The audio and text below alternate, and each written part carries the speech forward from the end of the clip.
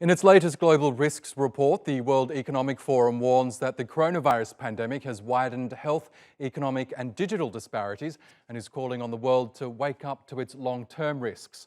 The WEF says the knock-on effects of infectious diseases like COVID-19 will continue to threaten livelihoods in the coming years and jeopardise years of progress in reducing global poverty and inequality.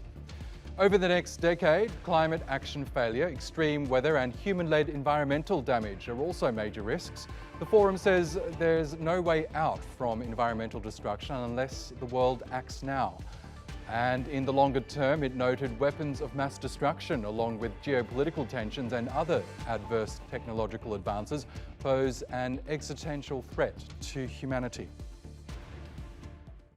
Well, joining us now is Emilio Granados Franco from Geneva. He's head of global risks and geopolitical agenda at the World Economic Forum. Welcome to the program, Emilio. Now, you've identified infectious diseases as the highest impact risk of the next decade, which wouldn't come as a surprise given the fact that we are still struggling with the pandemic right now. But many world leaders didn't take this threat seriously before the coronavirus crisis.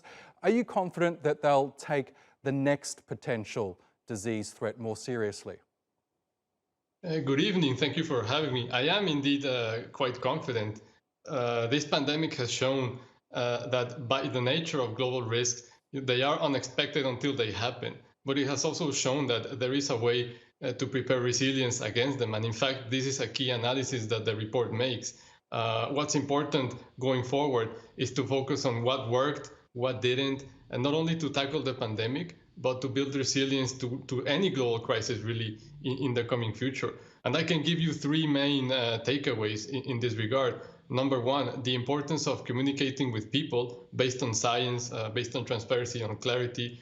Number two, it's fundamental that governments, businesses and communities work together to find solutions to these global risks. And third, the importance of having flexible systems that can mobilize financial support to where it's needed. In this particular case, it was strengthening hospitals, keeping jobs afloat. But the next crisis, whatever it may be, will require that flexibility again.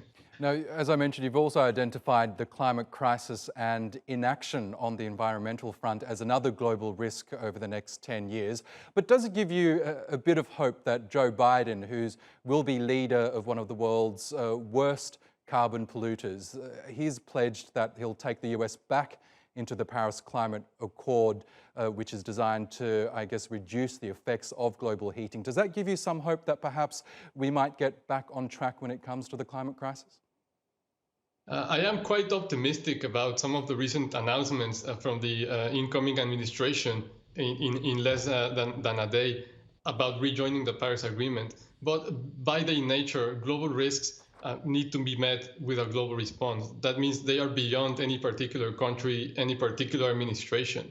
And we have seen time and again through previous crises, this one, the financial crisis in 2008, and the ongoing planetary crisis, that no country on its own is able to mitigate these risks. Now, the United States, of course, is a fundamental piece of the resilience puzzle. So we are optimistic, and we just want to reiterate, however, that a global risk needs to be met by a global response. I was really interested to read about the more emerging risk that you've identified, and that's digital inequality and the concentration of digital power. Can you tell us more about what that is and why that is considered a global risk? Absolutely.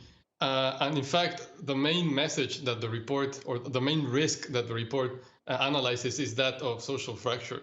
This means that as we fast forward into the fourth industrial revolution, that existing inequalities remain, will be exacerbated, but new ones will emerge, and particularly the digital gap. Before the pandemic already, 60% of adults, for instance, lacked the basic skills and tools to succeed in a highly digital world. Not all jobs can be done remotely. Not all students can go online. So we are quite concerned of the digital gap that we could see worsening over the next decade. And it's not just about skills and online education. It's also about the spread of misinformation, the higher impact of cyber attacks. there is an opportunity here to harness the digital leap forward, but we must mind that with that leap forward, so too will the digital risks increase. Okay, Emilio Granados Franco, we'll have to leave it there, but thank you so much again for joining us from the World Economic Forum.